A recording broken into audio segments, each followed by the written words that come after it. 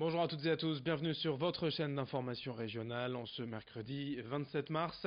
L'essentiel de l'actualité est du jour, avec d'abord vos prévisions météo bien évidemment. Le ciel restera partagé entre nuages et soleil, toujours pas de pluie de prévu aujourd'hui dans la région, mais des perturbations nuageuses plus importantes qu'hier. Le littoral profitera peut-être un peu plus du soleil, à l'inverse de la métropole lilloise. Les températures, elles, en tout cas, seront en hausse. 10 degrés à Dunkerque, 11 à Calais et Boulogne, 12 degrés à Saint-Omer et Lille. Les prévisions météo complètes, bien sûr, après ce journal. On démarre tout d'abord avec Cérémania, la suite après la venue remarquée hier de l'actrice américaine Uma Thurman. Le festival se poursuit aujourd'hui avec encore d'autres projections, d'autres stars à rencontrer. Le programme des 2 prochains jours en 2 minutes avec Lucille Berthe-Constant. Cérémania, le festival continue et ne se ressemble pas. Retrouvez tout de suite le programme du mercredi 27 et jeudi 28 mars.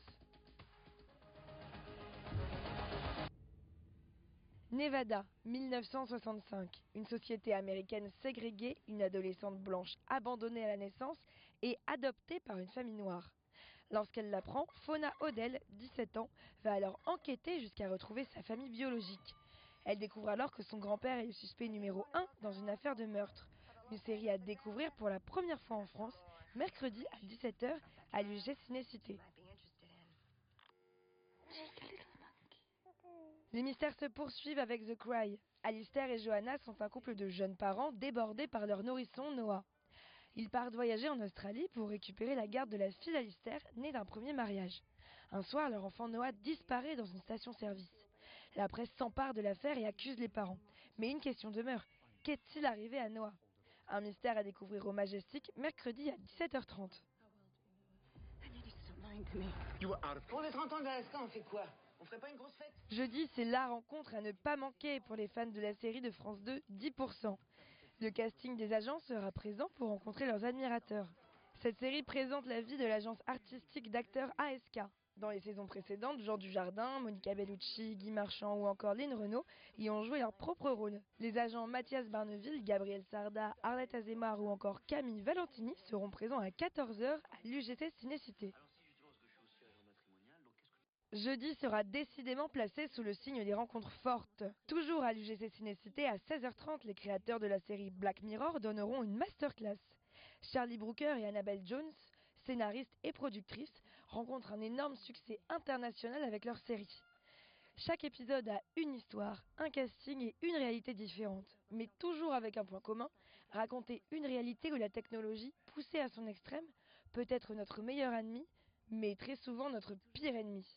Les récompenses pleuvent pour cette série de Netflix qui nous amène à réfléchir sur la société et notre mode de vie. Une rencontre à ne pas manquer. Vous ne maîtrisez pas. Et pour clore ces 2 jours, le Nouveau Siècle vous accueillera une longue partie de la nuit. Pour patienter jusqu'à la diffusion de sa saison finale, profitez d'une nuit pour découvrir ou redécouvrir un des épisodes emblématiques de chaque saison de Game of Thrones. Prenez vos chaussons, vous en avez jusqu'à 5h30 du matin. Et jusqu'à la fin de l'événement, retrouvez le programme sur Grand Île TV et Grand Littoral TV. 2 jours après l'arrêt du mouvement des douaniers calaisiens, l'heure est au bilan pour les entreprises de transport. Durant 2 semaines, je vous rappelle, les douaniers ont accentué leur contrôle au port de Calais et au tunnel sous la Manche, entraînant de longues heures d'attente pour passer en Angleterre. Lundi, cette grève du zèle s'est arrêtée sans raison, a priori. C'est forcément une bonne nouvelle pour les transporteurs, notamment l'entreprise Socotra, basée près de Saint-Omer, qui réalise 99% de son chiffre d'affaires avec le Royaume-Uni, et ses camions passent la Manche tous les jours. Après la pression migratoire ces dernières années aux abords de Calais, les gilets jaunes récemment et les douaniers, la situation est de plus en plus difficile à vivre, et le Brexit, ces incertitudes en rajoutent au ras-le-bol de ce patron de PME, interrogé pour nous par Louis Caillé. Nous n'avons pas fait nos rotations en temps normal. Nous avons pris beaucoup de retard au niveau de nos livraisons et de nos chargements. Les conducteurs, eux aussi, ont été très impactés dans le sens du fait de beaucoup d'attentes. Les conducteurs commencent à s'écœurer et parlent aussi d'aller voir dans d'autres sociétés parce que l'Angleterre et le transmanche devient aujourd'hui très très très compliqué. Dans cette édition régionale et également au chapitre judiciaire, elle a tenu d'un procès exceptionnel cette semaine à Lille. En 2016, un vaste trafic de stupéfiants avait été démantelé, de nombreuses personnes arrêtées. Une histoire digne des scénarios de films ou de séries, détaillée par Xavier Silly. C'est un procès hors norme qui se tient ici au tribunal correctionnel de Lille depuis lundi. Un procès hors norme, pourquoi ?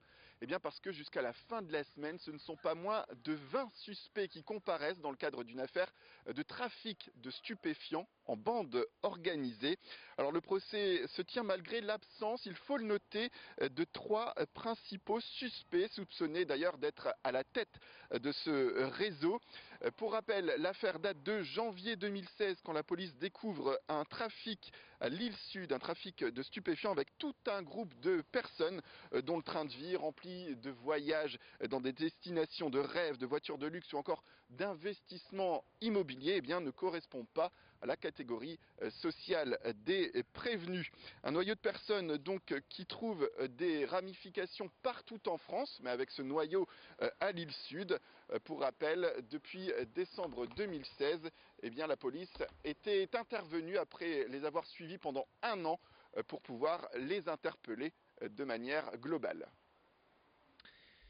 Et puis pour finir cette édition, TF1 prépare la nouvelle saison de l'élection du plus beau marché de France. Dans la région, 10 ont été présélectionnés. Vous avez jusqu'au 9 avril pour voter, élire le marché qui représentera le Nord-Pas-de-Calais lors de la finale nationale. À Lille, sur ces images, c'est celui d'Oisem qui a été choisi, un marché emblématique bien évidemment, connu hors des frontières lilloises pour son ambiance et ses 400 étals où se côtoient les saveurs du monde entier. Sont en lice également les marchés de l'Épel à Roubaix, de Douai, de Lens, d'Étaples, du Touquet, d'Audruic, de Fourmies, de Valenciennes et du Quesnoy. Vous pouvez voter tout simplement sur le site Mon Plus Beau Marché, sur le site aussi de l'émission TF1. Fin de cette édition régionale. Merci à vous de l'avoir suivi. Dans un instant, à suivre vos prévisions météo, puis d'autres infos dès le prochain quart d'heure.